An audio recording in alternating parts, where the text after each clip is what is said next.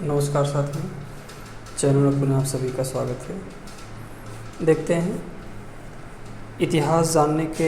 प्राचीन इतिहास जानने के स्रोतों में साहित्यिक स्रोत के अंतर्गत क्या क्या आते हैं। तो विभिन्न प्रकार के धर्म ग्रंथ को शामिल किया गया है। उसी धर्म ग्रंथ में आपका जो महाकाव्य है उसको देखते हैं। तो जैसा कि पूर्व की कक्षाओं में भी आप सुनते आ रहे हैं या पढ़ते आ रहे हैं कि भारत के दो प्राचीनतम महाकाव्य, जिसे आप रामायण और महाभारत कहते हैं। तो रामायण और महाभारत से आपको तत्कालीन सामाजिक, राजनीतिक एवं धार्मिक स्थितियों का वर्णन प्राप्त होता है और इसकी रचनाओं में थोड़ी सी विवाद भी है। इसकी जो रचना हुई थी, खासकर ये 4वीं शताब्दी ईसा पूर्व से लेकर के और 4वीं शताब्दी ईस्वी के मध्य इसकी रचना हुई थी।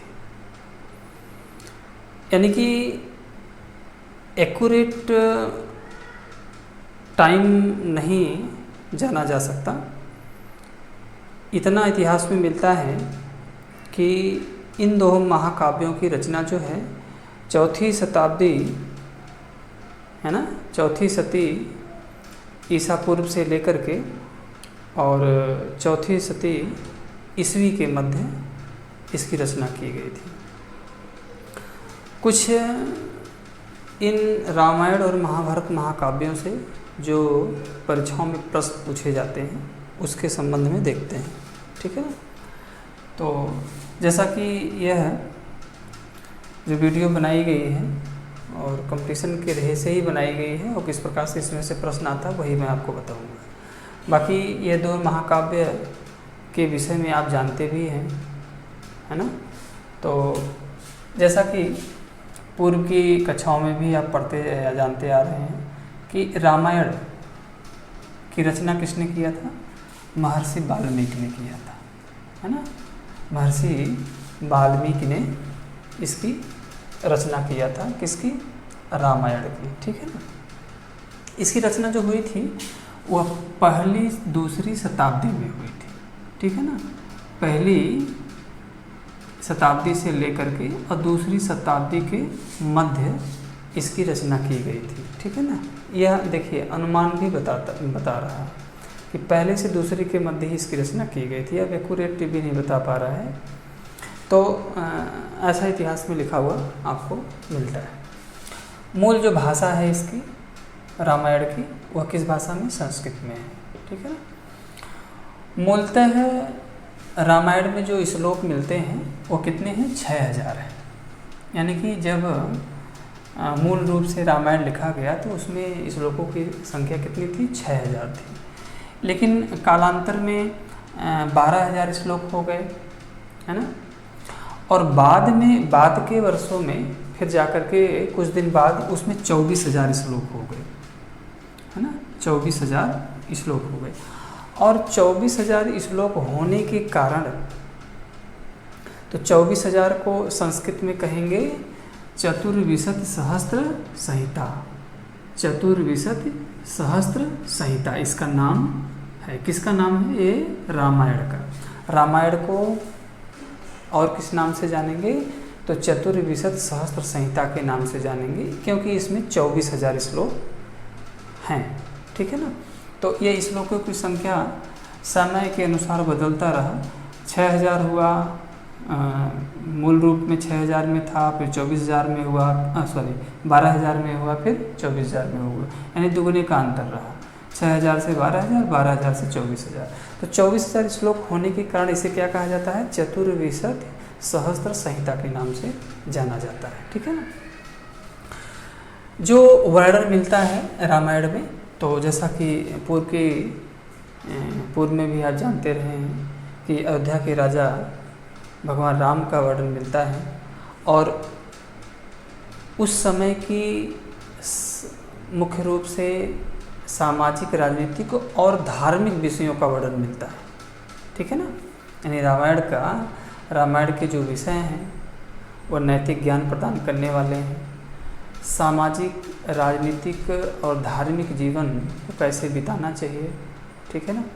तो यह सब विषय जो है ये रामायण के अंतर्गत समाहित किए गए हैं, ठीक है ना।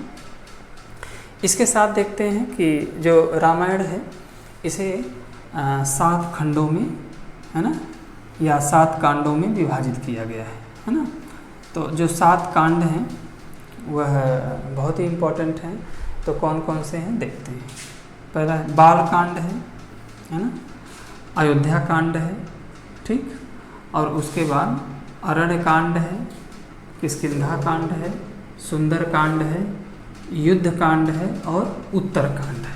यानी कि 7 कांडों में इसे विभाजित किया गया है। पहला, है ना, दूसरा, तीसरा, चौथा, 5वां, 6वां और 7वां, 7 कांडों में इसे विभाजित किया गया है। उसके बाद देखते हैं जो भुसुंडी रामायण है ना, जो भुसुंडी रामायण है उसे आदि रामायण के नाम से भी जाना जाता है। यानी भुसुंडी रामायण को ही आदि रामायण कहा जाता है। ये प्रश्न कभी कभी परीक्षाओं में आ जाता है कि आदि रामायण किसे कहा जाता है, तो भुसुंडी रामायण को आदि रामायण कहा जाता है, ठीक है ना। इससे बनने वाले इस तरह से प्रश्न हैं। उसके बाद देखते हैं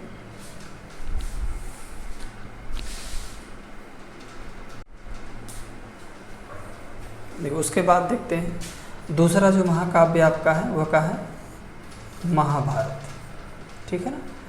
महाभारत से भी तत्कालीन समाज की और राजनीति की और धर्म की जानकारी प्राप्त होती है। तो महाभारत से भी उस समय की सामाजिक, राजनीतिक और धार्मिक विषयों की जानकारी प्राप्त होती है। जैसा कि जानते भी हैं कि महाभारत की रचना किसने की थी, महर्षि व्यास ने इसकी रचना की थी। और जो महर्षि व्यास ने इसकी रचना की है, रचना काल कब रहा है, ईसा पूर्व 4वीं शताब्दी में, है ना। महाभारत की रचना कब की गई थी, ईसा पूर्व 4वीं शताब्दी में इसकी रचना की गई थी। मूल रूप से देखेंगे, मूल रूप से जो श्लोक हैं तो उसमें कितने हैं, 8800 श्लोक हैं। यानी कि 8800 श्लोक उस समय यानी मूल रूप से उसमें थे। तो यह जो श्लोक थे मूल रूप से, उसके बाद जो है श्लोकों की संख्या बढ़ गई। तो बाद में जो श्लोक हो गए उसमें 24,000 श्लोक हो गए, ठीक है ना। तो 24,000 श्लोक हो गए। और आगे चल कर के गुप्त काल में, देखिए बहुत ही इम्पोर्टेंट है, आगे चल कर के गुप्त काल में श्लोकों की संख्या कितनी हो गई, 1 लाख हो गई। यानी महाभारत में श्लोकों की संख्या कितनी हो गई, 1 लाख हो गई। कब हो गई, गुप्त काल से जानकारी मिलती है कि श्लोकों की संख्या 1 लाख हो गई। 1 लाख श्लोक होने के कारण इसे किस नाम से जाना जाता है, शत सहस्त्र संहिता, है ना। शत सहस्त्र संहिता इसलिए महाभारत को कहा जाता है क्योंकि उसमें 1 लाख श्लोक है।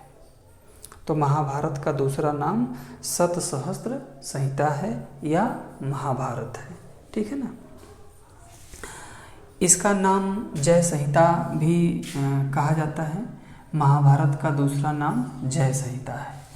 तो महाभारत को जय संहिता इसलिए कहा जाता है क्योंकि इसमें विजय पर्व का वर्णन है या विजय संबंधी यह ग्रंथ है ना। तो ये भी इम्पोर्टेंट है, बहुत ही इम्पोर्टेंट है। तो महाभारत कहिए या जय संहिता कहिए या शत सहस्त्र संहिता कहिए, तीनों बात एक ही है, ठीक है ना। देखिए रामायण में हमने बताया था चतुर्विशत सहस्त्र संहिता, और महाभारत में क्या बताया, शत सहस्त्र संहिता। उसमें 24,000 श्लोक थे, इसमें 1 लाख श्लोक हैं, ठीक है। चलिए आगे चलते हैं। महाभारत का प्रारंभिक जो उल्लेख प्राप्त होता है, ठीक है ना, महाभारत का जो प्रारंभिक उल्लेख प्राप्त होता है वह कहाँ से प्राप्त होता है, आशुलायन गृहसूत्र से मिलता है, ठीक है ना। कहाँ से मिलता है, आश्वलायन गृहसूत्र से ही आपको सबसे पहले महाभारत का प्रारंभिक उल्लेख प्राप्त होता है। इसमें जो महाभारत है, इसमें कौरव तथा पांडवों के मध्य युद्ध का वर्णन दिया गया है, यानी कौरव और पांडवों के युद्ध का वर्णन महाभारत से आपको प्राप्त होता है। ठीक है ना। आगे की तरफ चलेंगे तो यह जो महाभारत है वह 18 पर्वों में विभाजित है। देखिए बहुत ही इम्पोर्टेंट है, ये प्रश्न बराबर पूछता है। 18 पर्वों में यह विभाजित है। देखते हैं कौन कौन सा पर्व है। आदि, है ना, पर्व का नाम मैं बता रहा हूँ। आदि, सभा, वन, विराट, उद्योग, भीष्म, द्रोण, कर्ण, है ना, उसके बाद शल्य, सौतिक्य, स्त्री, शांति, अनुशासन, है ना, अश्वमेघ, आश्रमवासी, मौसल, महाप्रस्थानिक और स्वर्गारोहण। ठीक है ना, स्वर्गारोहण। यह 18 पर्व जो है दिए गए हैं और 18 पर्व में आपका महाभारत विभाजित है। तो ये छोटा सा ही चैप्टर है, लेकिन इससे प्रश्न जो है आ जाता है कंपटीशन में, क्योंकि यह इतिहास जानने, प्राचीन इतिहास जानने के यह प्राचीनतम स्रोत हैं और साहित्यिक स्रोत में इनकी गिनती होती है, तो इसे प्रश्न परीक्षा में पूछ देता है। जो प्रश्न बनता है मैं बता रहा हूँ, छोटे परीक्षाओं में और बड़ी परीक्षाओं में प्रश्न बनता है। जैसा कि जानते हैं कि रामायण की रचना, हाँ देखिए, रामायण की रचना और रामचरितमानस की रचना में कंफ्यूज ना करिएगा। तो रामचरितमानस, है ना, तो संत तुलसीदास द्वारा लिखी गई है ना। रामचरितमानस की रचना कवि तुलसीदास द्वारा लिखी गई है। तो यह महर्षि तुलसीदास के द्वारा नहीं लिखी गई है। तो रामायण जो है महर्षि वाल्मीकि द्वारा लिखी गई है। इसमें भी कभी कभी काफ़ी लोग कन्फ्यूजन पैदा कर देते हैं, तो ये ऐसा नहीं है। उसके बाद जो है ये पहली दूसरी शताब्दी में लिखी गई, ये जानना बहुत ज़रूरी है, ये प्रश्न आता है। और ये भी पूछ देता है कि अब देखिए, जो संस्कृत भाषा में लिखी गई है ना, रामायण जो है संस्कृत भाषा में लिखी गई है और रामचरितमानस जो है अवधी भाषा में लिखी गई है ना। जो तुलसीकृत जो रामचरितमानस है अवधी भाषा में, तो रामायण जो है संस्कृत भाषा में। मूल श्लोक पूछता है, तो 6000 श्लोक है। और ये भी पूछ देता है कि जो चतुर्विशत सहस्र संहिता है ना, किसे कहा जाता है, तो रामायण को कहा जाता है, या रामायण को चतुर्विशत सहस्र संहिता कहा जाता है। जो कांड पूछ देता है कि निम्नलिखित में से कौन सा रामायण के कांडों में शामिल नहीं है, या कितने कांडों में विभाजित है ना, ये भी पूछ देता है। तो बहुत ज़रूरी है, 7 कांड में विभाजित है। ठीक है ना। भुसुंडी रामायण को आदि रामायण कहा जाता है, भी प्रश्न पूछता है। महाभारत की रचना महर्षि व्यास बताया है, और ईसा पूर्व 4वीं शताब्दी में भी प्रश्न आता है। बहुत इंपॉर्टेंट प्रश्न है कि किस महाकाव्य को जय संहिता के नाम से जाना जाता है, तो जय संहिता आपका महाभारत है ना, या शतसहस्त्र है ना संहिता। तो शतसहस्त्र संहिता किसे कहा जाता है, महाभारत को कहा जाता है। क्यों कहा जाता है, क्योंकि 1 लाख श्लोक है, भी प्रश्न पूछता है। ठीक है ना। हाँ, जब बड़े कंपटीशन देते हैं तो आप में इस तरह से प्रश्न आते हैं कि महाभारत का प्रारंभिक उल्लेख कहाँ से प्राप्त होता है, ये गूढ़ प्रश्न है। तो आश्वलायन गृहसूत्र से प्राप्त होता है। फिर ये भी पूछ देता है कि जो महाभारत है वो कितने पर्वों में विभाजित है, तो 18 पर्वों में विभाजित है। हालांकि 18 पर्वों में ये नाम नहीं देता है, तो ये संख्या पूछ देता है। तो इस तरह से, तो मुझे विश्वास है वीडियो आपको ज़रूर अच्छी लगी होगी। तो अगर अच्छी लगी होगी तो चैनल को ज़रूर सब्सक्राइब करिएगा और शेयर करिएगा। फिर नेक्स्ट वीडियो के साथ उपस्थित होंगे, तब तक के लिए बहुत बहुत शुभकामनाएं। बहुत बहुत धन्यवाद।